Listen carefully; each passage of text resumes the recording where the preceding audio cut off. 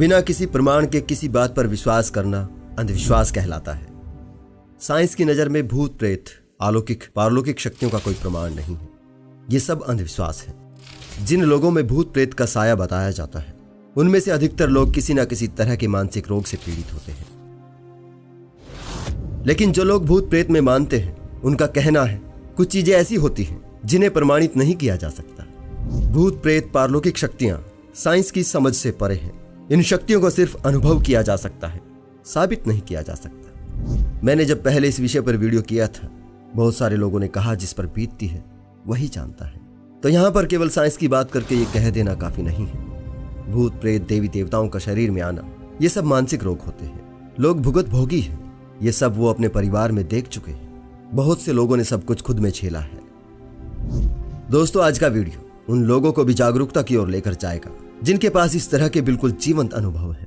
और इस वीडियो के अंत में आप तरक्शील लोगों से एक मुहिम की अपील रहेगी, जिसके लिए मुझे पूरी उम्मीद है आप उसमें भागीदार होंगे। तो एक बार फिर से पहले इस बात पर गौर करना होगा कि हमारे मन के बाहर कोई किसी तरह के भूत हो सकते हैं या नहीं। भूत प्रेत होने का कारण जो बताया जाता है कि कोई आदमी या औरत अगर वक्त से पहले मर जाए तो वो भूत प्रेत बनकर परेशान करता है। वो अपनी इच्छाएं बताने के लिए या किसी प्रकार का बदला लेने के लिए लोगों के सर आता है।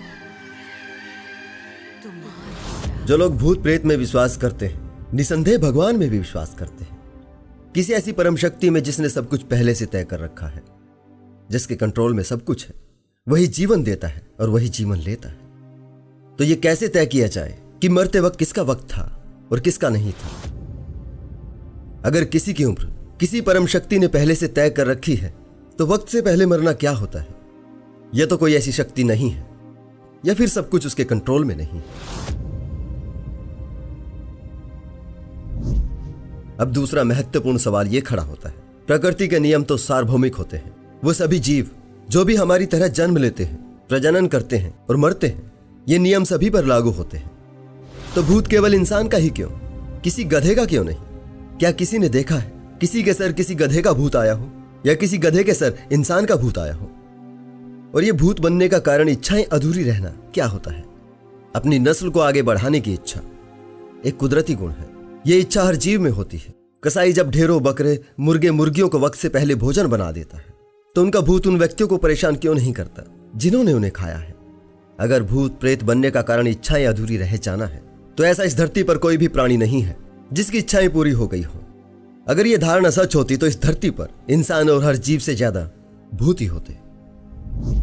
प्रकृति किसी के लिए अपने सिद्धांत नहीं बदलती।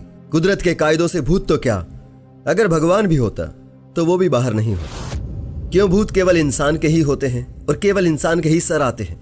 इसका केवल और केवल एक ही कारण है, क्योंकि हम इंसान हैं। हम संवाद करते हैं, कहानियां सुनते सुनाते हैं। ये भूत और देवी देवताओं की रचना हमने की है। ये जानकारी सिर्फ हमारे दिमागों में है, दूसरे जीवों में नहीं है। इसलिए उनमें भूत प्रेत देवी देवता नहीं आते। और हमने ये सब कहानियां अपनी अपनी भाषाओं में गढ़ी हैं। इसलिए हमारी भाषाओं के जानकार भूत ही सर आते हैं, या जो भी भाषा हमें थोड़ी बहुत आती है उसी भाषा के आ सकते हैं। हमने नहीं देखा किसी अंग्रेजी मैम के अंदर कोई बिहार की देवी आ गई हो, या किसी बंगाली लड़की में कोई लैटिन बोलने वाली आत्मा आ गई हो। तो दोस्तों, भूत प्रेत वाकई में होते तो हैं, लेकिन दुनिया में नहीं, केवल हमारे मन में। ये तो कुछ साधारण से तर्क थे, लेकिन तर्क से परे भी तो कुछ है जिसे लोग अनुभव करते हैं। अब उन जीवंत अनुभवों की बात करते हैं जिनकी पीड़ा लोग झेल चुके हैं। हिमाचल प्रदेश में डेरा बड़भाग सिंह, राजस्थान में बालाजी, ऐसे ही कितने ही प्रांतों में कितनी ही ऐसी जगह है जो इस बात के लिए मशहूर है कि जिन्हें भूत प्रेत का साया होता है वहां जाते ही चीखने, चिल्लाने और सर घुमाने लगते हैं। हो सकता है ऐसी जगह आप खुद गए हो या ऐसी जगह के वीडियो देखे हो, तो एक जायज सवाल आपके मन में जरूर आता होगा, इतने सारे लोग मानसिक रोगी तो नहीं हो सकते? आपको हैरानी होगी ये जानकर, देश में करीब 19.73 करोड़ लोग किसी न किसी प्रकार की मानसिक बीमारी के शिकार हैं। इनमें डिप्रेशन के सबसे ज्यादा हैं। आंकड़ों के मुताबिक हर 7वां भारतीय किसी न किसी तरह के मानसिक रोग से पीड़ित है। वो 7वां व्यक्ति आपके परिवार में से या दूर के रिश्तेदार में से कोई भी हो सकता है। हमारे यहाँ कई गलत धारणाओं में से ये भी एक बहुत ही गलत धारणा है कि जो लोग मानसिक रोगी होते हैं वो पागल होते हैं। कोई परिवार ये नहीं चाहेगा कि उसके बच्चे को लोग पागल कहें। उससे बेहतर तो यही है कि उसके सर किसी भूत प्रेत का साया कह दे। इसलिए वो किसी मानसिक रोग विशेषज्ञ को दिखाने से बेहतर किसी तांत्रिक से इलाज कराना बेहतर समझते हैं। अधिकतर मानसिक रोग भूत प्रेत का कारण बनते हैं, लेकिन हमारे यहां भूत प्रेत का अंधविश्वास कई मानसिक रोगों का कारण बनता है। जिन्हें इस तरह का कोई मानसिक रोग नहीं है, उन्हें किसी और तरह का शारीरिक कष्ट है और वो कई डॉक्टर्स को दिखा चुके हैं लेकिन आराम नहीं लगा, तो उसके परिवार को स्वाभाविक ही लगने लगता है किसी ऊपरी हवा का असर है। यह समस्या भूत प्रेत तभी बननी शुरू हो जाती है जब उसके आसपास ऊपरी हवा, बुरा साया जैसी बातों की चर्चा शुरू होती है। उसकी पुरानी यादों में भूतों की वो डरावनी कहानियां उभर आती हैं जो वो बचपन से सुनता आया है, और उसे लगने लगता है उसके ठीक न होने का कारण कोई भूत है।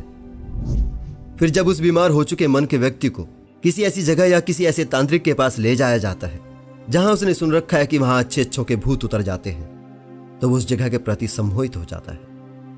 यहां से उसका रोग बढ़ना शुरू हो जाता है। ऐसी जगहों पर पीड़ित को बहुत से लोग दिखाई देते हैं। ये चीज उसे इस बात पर यकीन दिलाने में मदद करती है कि कोई ऊपरी शक्ति उस पर भी हावी है। अक्सर ऐसी जगहों पर जाते ही सबसे पहले रोगी को कोई प्रसाद या पेय पदार्थ दिया जाता है। अगर उस वक्त खाने को ना भी दिया जाए तो घर ले जाकर खाने को दिया जाता है, या कुछ लिखे हुए कागज जिन्हें ताबीज कहा जाता है घर ले जाकर पानी में भिगोकर पीने को दिए जाते हैं। अधिकतर पहले दिन चौकी नहीं ली जाती। फिर रोगी जब अगली दफा आता है तो ये सर हिलाने का काम पहले तांत्रिक शुरू करता है। तांत्रिक ऐसा जताता है कि उसके अंदर कोई शक्ति या पीर देवता वगैरह आ चुका है, जिसे देख पीड़ित व्यक्ति के अंदर का भूत उसके सामने आता है।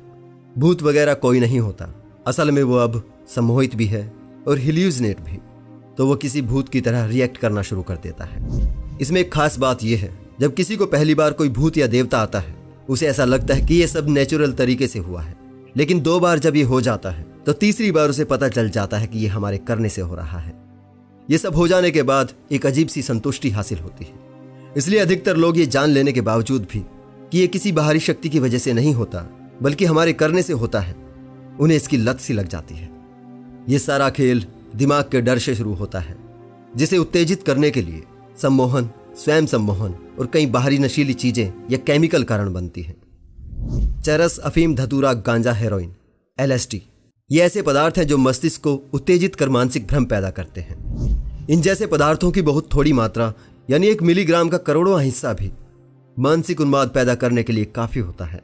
ऐसे पदार्थ की बहुत थोड़ी सी मात्रा किसी धूनी के धुएं के माध्यम से, प्रसाद या किसी पवित्र जल से या किसी कागज पर लगाकर ताबीज के बहाने पीड़ित को पिला दी जाती है और वो हेल्यूजिनेट हो जाता है।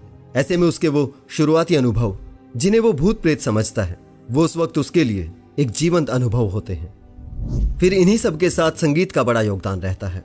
संगीत तो नॉर्मल से नॉर्मल इंसान को भी थिरकने पर मजबूर कर देता है, और अगर उस समय भय के माहौल में मरीज के आसपास किसी तरह का संगीत बज रहा हो तो वो उस पर रिएक्ट करने लगता है। अक्सर ऐसी जगहों पर खास तरह के नगाड़े बज रहे होते हैं, जिन्हें कहीं जगह डेरू भी कहा जाता है, और वो डेरू वाले कलाकार एक खास कमांड अपने गाने के रूप में देते हैं, जिसे वो डेरू बजाने वाले धीरे धीरे शुरू करके तेज करते जाते हैं। सम्मोहित और बीमार व्यक्ति उनकी बीट्स और लिरिक्स को फॉलो करने लगता है और धीरे धीरे सर हिलाने से शुरू होकर झूमने लग जाता है, चीखने चिल्लाने लग जाता है।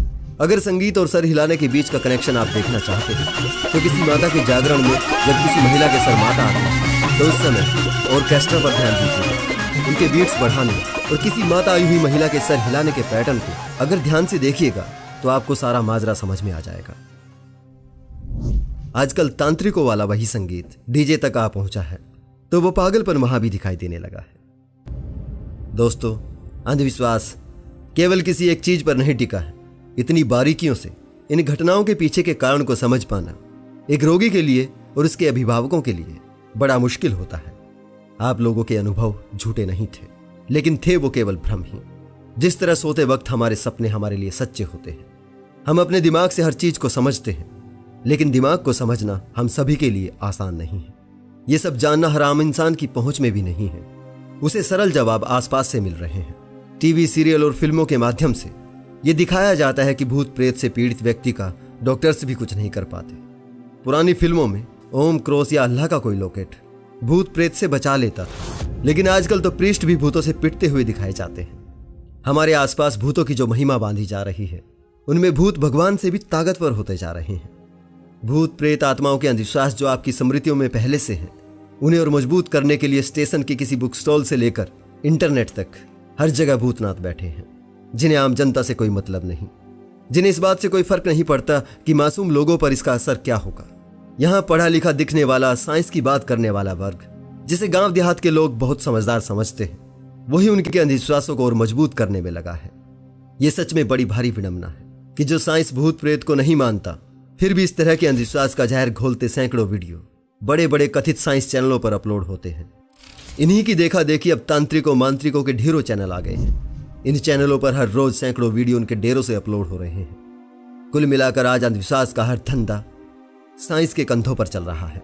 साइंस के माध्यम से साइंस पहुंचे ना पहुंचे, लेकिन अंधविश्वास गांव देहात के हर गली तक पहुंच रहा है। सोचिए, जो समाज पहले से ही अशिक्षा, गरीबी, परेशानियों से घिरा हो, वो कैसे इनके फैलाए जाल से बाहर निकले, जिनमें अधिकतर महिलाएं हैं, जो सबसे ज्यादा अंधविश्वास का शिकार हैं, जो भूत के बहाने किए गए तांत्रिक के यौन शोषण का शिकार होकर भी उसे किसी भूत का किया धरा समझती हैं। अब ऐसे में सबसे बड़ा सवाल तो यही है, यह अंधविश्वास और अज्ञानता का अंधेरा दूर कैसे होगा।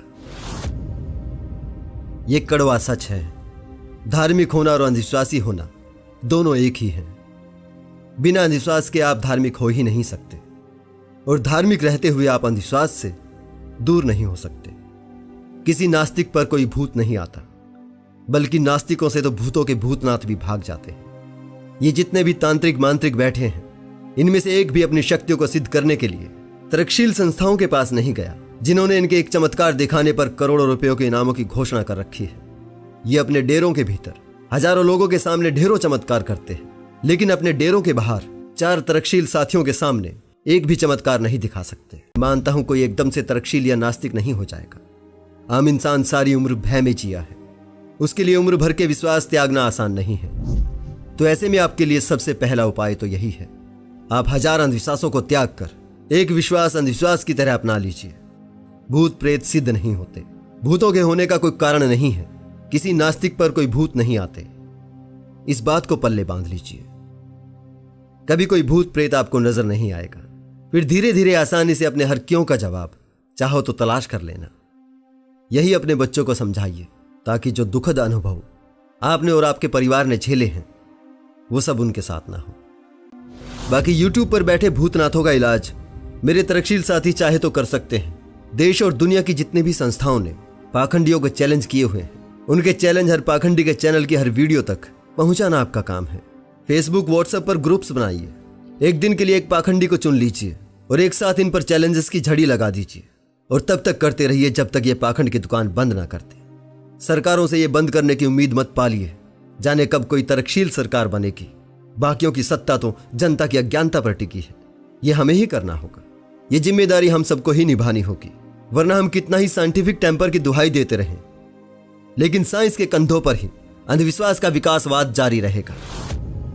इसे हमें ही रोकना होगा। आज के लिए इतना ही दोस्तों, जल्दी ही मिलते हैं अगले वीडियो में। आपका बहुत बहुत धन्यवाद।